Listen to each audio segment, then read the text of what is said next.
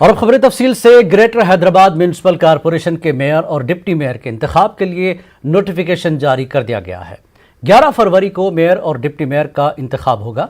GHMC ओहदेदारों की इतला के मुताबिक 11 फरवरी को सुबह 11 बजे 9 मुंतखबा कॉरपोरेटर्स की हलफ बर्दारी होगी। दोपहर 12:30 बजे मेयर और डिप्टी मेयर का इंतखाब होगा। इंतखाबात की निगरानी के लिए सीनियर IAS ओहदेदारों को मुकर्रर किया गया है।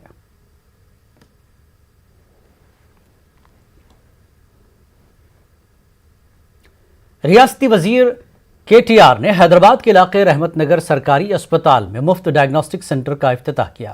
इस मौके पर अस्पताल सुपरिंटेंडेंट के अलावा दीगर भी मौजूद थे। KTR ने मीडिया से बात करते हुए कहा कि वज़ीर आला KCR गरीबों को बेहतर से बेहतर मुफ्त इलाज फराहम करने के लिए संजीदा है। KTR ने कहा कि शहर के जुमला 8 हेल्थ सेंटर्स पर आज फ्री डायग्नोस्टिक सेंटर्स का इफ्तिताह अमल में आया। मुस्तकबिल में इस प्रोग्राम को अजला में भी तोसी दी जाएगी। KTR ने कहा कि इन डायग्नोस्टिक सेंटर में MRI, ultrasound, CT scan, ECG के अलावा ब्लड टेस्टिंग भी किया जाएगा। దానికి సంబంధించినంత వరకు పేదలకి మెరుగైన వైద్య సేవలు అందాలి అనే లక్ష్యంతో గౌరవనీయులు పెద్దలు తెలంగాణ ముఖ్యమంత్రి కేసీఆర్ గారి నాయకత్వంలో గౌరవ వైద్య ఆరోగ్య శాఖ మంత్రి ఈటెల రాజేందర్ గారి నాయకత్వంలో ఈరోజు హైదరాబాద్ నగరంలోని 8 అర్బన్ ప్రైమరీ హెల్త్ కేర్ సెంటర్స్లో మనం డయాగ్నోస్టిక్ సర్వీసెస్ ప్రారంభించుకున్నాం।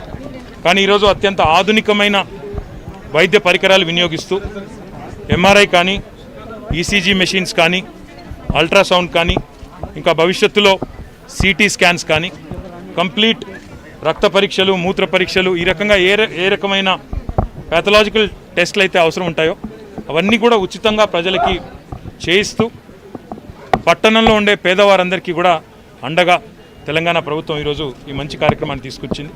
దాదాపుగా 57 రకాల రక్త పరీక్షలు, వాటితో పాటు ఇంకా చాలా రకాల ఇతర డయాగ్నోస్టిక్ సేవలను, ఇమేజింగ్ సర్వీసెస్ని కూడా, అంటే ఎక్స్రేస్ కానీ ఇంకా ఇతర ఇమేజింగ్ సర్వీసెస్ని కూడా తెలంగాణ ప్రభుత్వం తీసుకొని వచ్చింది। ఈ సందర్భంగా నేను హృదయపూర్వకంగా పెద్దలు మన రాష్ట్ర వైద్య ఆరోగ్య శాఖ మంత్రి గారికి, వారి మొత్తం బృందానికి, ఇక్కడ కమిషనర్ కరుణ గారు ఉన్నారు, ఈ హాస్పిటల్ సూపరింటెండెంట్ శ్రీమతి రమాదేవి గారు ఉన్నారు, వారందరికీ కూడా హృదయపూర్వకమైన అభినందనలను తెలియజేస్తా ఉన్నాను। ముఖ్యంగా ఈ కరోనా సమయంలో విశేషమైన సేవ చేసిన వైద్య బృందానికి, వైద్య సిబ్బందికి అందరికీ ధైర్యాన్ని ఇస్తూ ప్రజలందరినీ కూడా కాపాడుకుంటూ తాము శ్రమ కోర్చి గడిచిన సంవత్సర కాలంగా వారు చేసిన కష్టాన్ని ప్రజలు ఎప్పుడు మర్చిపోరు, మేమందరం కూడా ఎన్నటికీ మర్చిపోం, వారి రుణం తీర్చుకోలేనిది అనే మాట కూడా చెబుతూ మరి ఈరోజు పట్టణ పేదలకి ఒక మంచి సౌకర్యాన్ని వైద్య ఆరోగ్య శాఖ ప్రారంభించిన సందర్భంగా రాజేందర్ గారికి, ఈటెల రాజేందర్ గారికి, వారి బృందం మొత్తానికి మా हैदराबाद प्रजल तरफुना हृदयपूर्वक धन्यवादालु। भविष्य तेलंगाना हुकूमत ने गरीब मरीजों को माली परेशानियों से छुटकारा दिलाने के लिए सरकारी अस्पतालों में डायग्नोस्टिक सेंटर कायम करने का आगाज किया है। वज़ीर दाखिला मोहम्मद महमूद अली के हाथों पुराने शहर हैदराबाद के इलाके पुराना पुल सरकारी दवाखाने में डायग्नोस्टिक सेंटर का इफ्तिताह अमल में आया। इस मौके पर उन्होंने कहा कि तेलंगाना हुकूमत गरीबों को मुफ्त में तिब्बी सहूलियात फराहम करने को लेकर संजीदा है।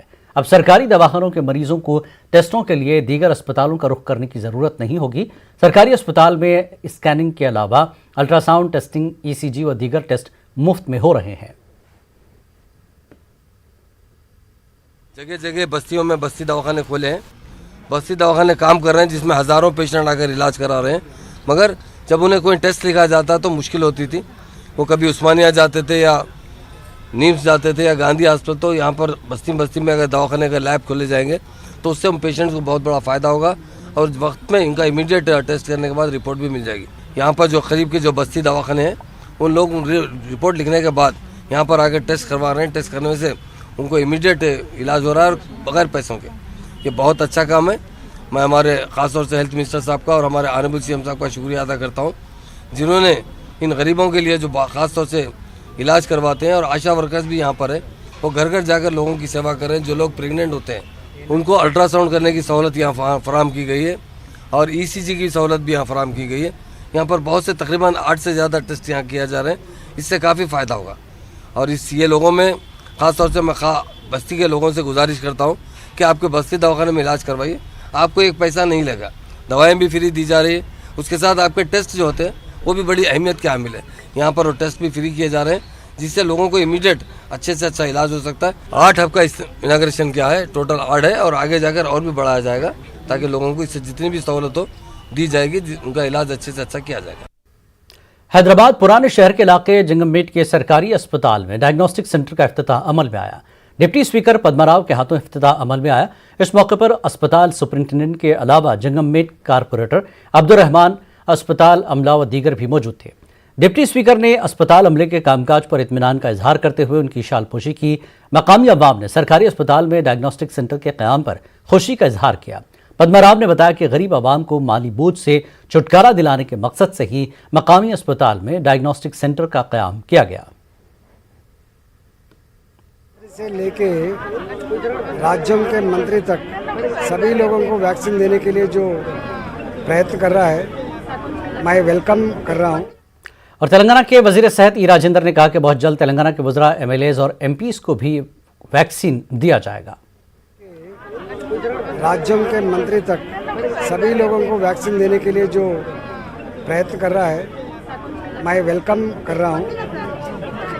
प्रधानमंत्री भी हो और राज्य सरकार का जो मंत्री भी हो, MLAs भी हो, MP भी हो, सभी लोग वो हवाम के अंदर रहता है, इसलिए उन लोगों को देना जरूरी है।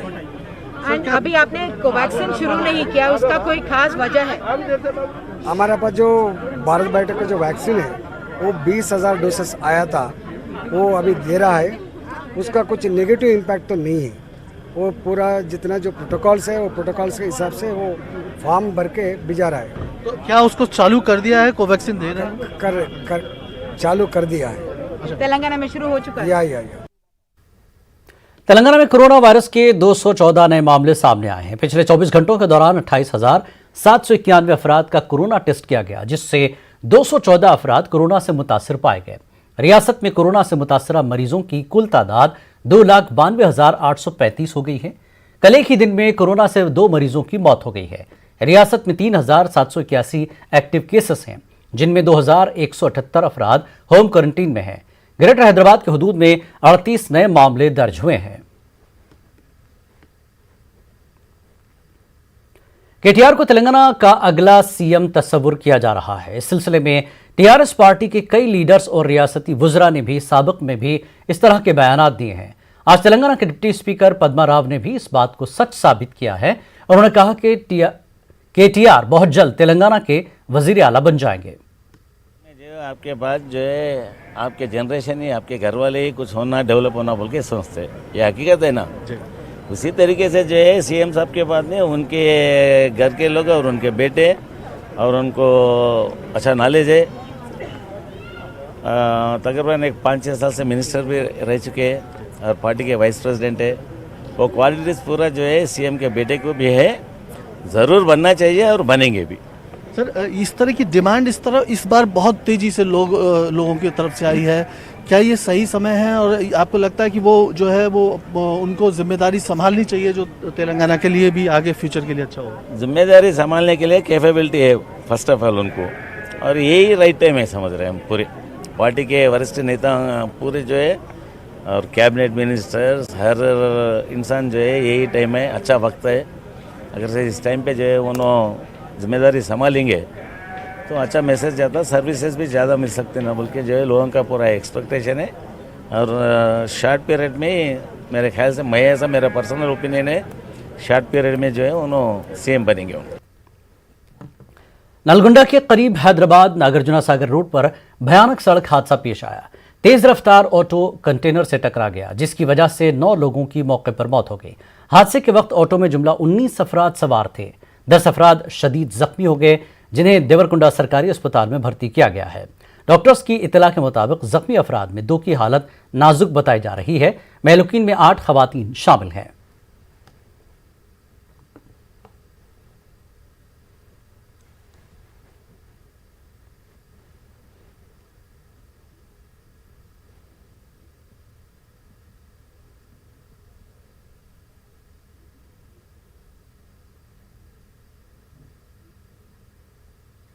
नलगुंडा सड़क हादसे में हलाक होने वालों के अहले खाना को रियासती हुकूमत ने मुआवजे का ऐलान किया है। रियासती हुकूमत ने महलूक के अहले खाना को फीकस 3 लाख रुपए मुआवजा देने का ऐलान किया। इसके अलावा उन्हें डबल बेडरूम मकान देने का भी ऐलान किया गया है। रियासती वजीर जगदीश्वर रेड्डी ने देवरकुंडा अस्पताल पहुंचकर जख्मियों की इयादत की। उन्होंने हादसे पर अफसोस का इजहार किया और महलूकीन के बच्चों को गुरुकुल स्कूलों में मुफ्त तालीम फराहम करने का ऐलान किया। साथ ही उन्होंने जख्मियों का बेहतर से बेहतर इलाज करने का डॉक्टर्स को मशवरा दिया। संगारेड्डी पुलिस ट्रेनिंग सेंटर में ट्रेनिंग हासिल करने वाले उम्मीदवारों के लिए मुफ्त नाश्ता और दोपहर का खाना दिया जा रहा है। रियासती वजीर हरीश राव ने पुलिस ट्रेनिंग सेंटर का दौरा करते हुए ट्रेनिंग हासिल करने वाले उम्मीदवारों के साथ नाश्ता किया। ट्रेनिंग सेंटर में फिल वक्त 230 उम्मीदवार ट्रेनिंग हासिल कर रहे हैं। हरीश राव ने कहा कि बहुत जल्द ट्रेनिंग हासिल करने वाले उम्मीदवारों को स्टडी मटेरियल भी दिया जाएगा। हरीश राव ने कहा कि 3 माह के बाद फिजिकल ट्रेनिंग सेंटर भी कायम किया जाएगा। इसके अलावा ग्राउंड में मॉर्निंग वॉक के लिए ट्रैक भी तामीर किया जाएगा। रियासती वजीर फाइनेंस हरीश राव ने ऑटो ड्राइवर्स के लिए सिद्दीपेट में ऑटो क्रेडिट कोऑपरेटिव सोसाइटी कायम की है। रियासत में पहली मरतबा इस तरह की सोसाइटी कायम की गई है। हरीश राव ने कहा कि जो इज्जत वक़ार पायलट को मिलता है वही इज्जत और वक़ार ऑटो ड्राइवर को भी मिलना चाहिए। उन्होंने ऑटो ड्राइवर्स की हालत-जार को देखते हुए सोसाइटी कायम की। सोसाइटी के क़याम के लिए हरीश राव ने अपनी ज़मीन को बैंक में गिरवी रख दिया, जिसके जरिए हासिल करदा 45 लाख रुपए की रकम से सोसाइटी कायम की। सोसाइटी की जानिब से हर ऑटो ड्राइवर को मुफ्त में ड्राइविंग लाइसेंस के अलावा यूनिफॉर्म 5000 रुपए की माली इमदाद फराहम की जाएगी। इसके अलावा हर ऑटो ड्राइवर को 4 लाख रुपए का हेल्थ इंश्योरेंस भी फराहम किया जाएगा। ऑटो ड्राइवर्स के बच्चों को जेवर तालीम से आरास्ता करने के लिए 5000 रुपए की इमदाद फराहम की जाएगी। हरीश राव के इस इक़दाम की चार जानिब से सताइश की जा रही है। విమానం నడిపే పైలట్ డ్రైవరే, ఆటో నడిపే మీరు కూడా డ్రైవరే. విమానం నడిపే పైలట్ బయటకు పోతుంటే వాళ్ళ భార్య బయటకు వచ్చి టాటా చెప్తారు. ఇంటికి రాగానే పిల్లలు ఎదురుగా పోయి డాడీ అని అలుముకుంటారు. సంతోషంగా వాళ్ళ పిల్లల్ని ఎత్తుకొని లోపలికి పోతుంటారు. మరి ఆయన డ్రైవరే, మనం డ్రైవరే. మరి మనకు కూడా ఆ గౌరవం దక్కాలి, మనకు కూడా ప్రేమ దక్కాలి, ఆప్యాయత మీరు కూడా మీ భార్యతో మీ పిల్లలతో పంచుకునేంత గొప్పగా మీ వ్యక్తిత్వంలో మార్పు రావాలి, మీ జీవితంలో మార్పు రావాలి. ఇవాళ మేము చేయాల్సిందే కాదు, మీరు మారాల్సింది కూడా ఉన్నది. నా దృష్టిలో చేయాల్సినవి కొన్ని చేస్తున్నాం. ఇవాళ ఈ క్రెడిట్ కోఆపరేటివ్ సొసైటీ ద్వారా కొన్ని చేస్తున్నాం. మొట్టమొదటి మీకు లైసెన్స్ ఇప్పించాం పైసా ఖర్చు లేకుండా.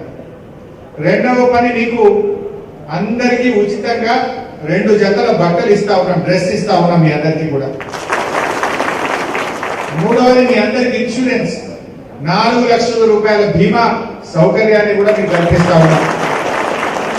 ప్రమాదవశాత్తు చనిపోతే 4 లక్షలు, ఏదైనా కారణం వల్ల ఎందువల్లనైనా చనిపోతే కూడా 2 లక్షల రూపాయలు మీ భార్యకు అందజేసే, మీ కుటుంబ సభ్యులకు, మీ నామినీకి అందజేసే కార్యక్రమం తీసుకొచ్చారు. 4వ లక్ష్యం ఏం తెచ్చినాం? ఏదైనా ఇంట్లో శుభ కార్యక్రమం జరుగుతాయి, పెళ్లిళ్ళు జరుగుతాయి, 5100 రూపాయలు ఆటో కార్మికుడి పిల్లల పెళ్లిలకు అందిస్తాం. वक्त एक ब्रेक के बाद रुख करेंगे आंध्र की खबरों का।